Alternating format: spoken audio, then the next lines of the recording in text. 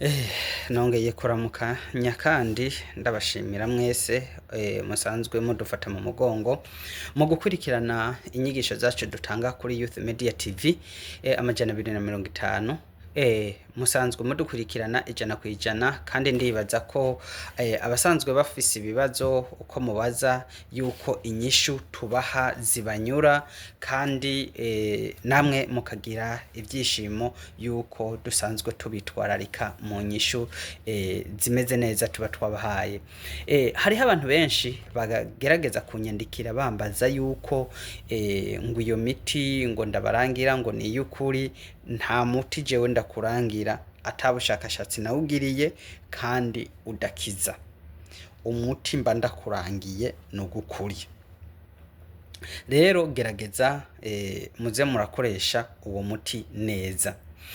Narongeye mu kiganiro giheze narababwiye yuko nzobashikiriza imiti ibiri ikora mu kwivura ku bantu bakoresheje planning family, ku bantu bagiye ku buryo bwo kuvyara ku rugero ariko bikaba vyarananiranye, bamwe gusubira mu mihango, abandi kuba baratakaje ubushake, abandi nabo bikaba vyaranse kandi ko basubira gusama.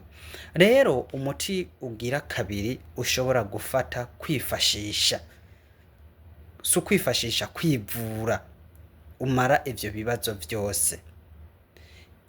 Genda ukanagare cyane cyane urondere igiti bita umuarubaini, ugende urondere amababi y'umuarubaini, ufate imikamato ibiri y'amababi y'umuarubaini uyaronge neza neza neza neza cyane. Uhejeje kuyaronga ico cyo kora sikindi cufata ajya amababi uyateke mwiritiro 3 z'amazi, cuyateka iminota 15 canke 20. Uhejeje kuyateka cuyarindira iminota 30. Uhejeje kuyarindira iminota 30 ico cukora sikindi curaba agatambara keza canke akayungiro keza yamimine ajya amazi. Uhejeje kuyamimina ico cukora sikindi ca ufata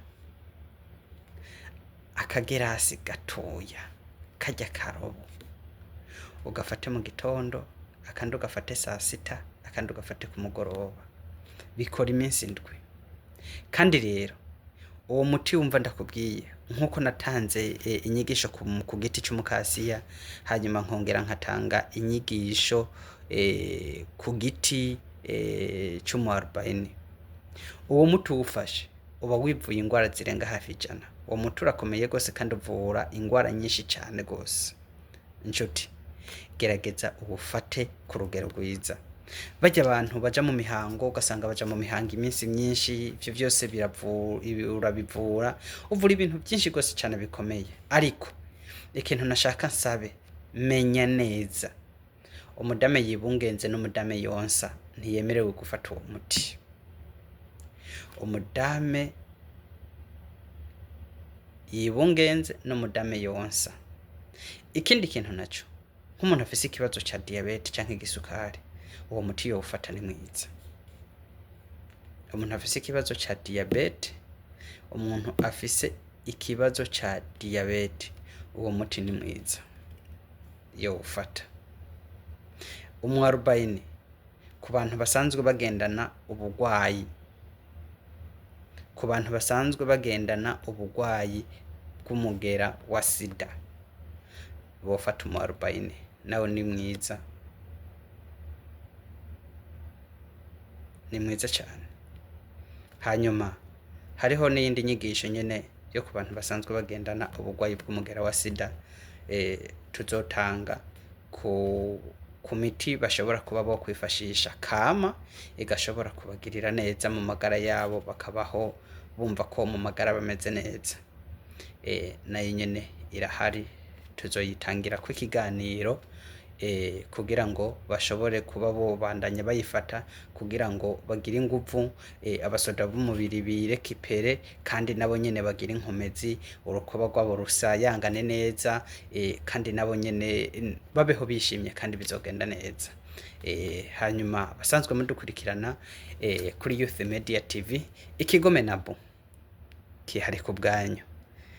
Gerageza muze murakora share, like, subscribe na comment. Ico udatahuye baza muri commentaire, hanyuma tuzokwishurana iteka. Murakoze cyane.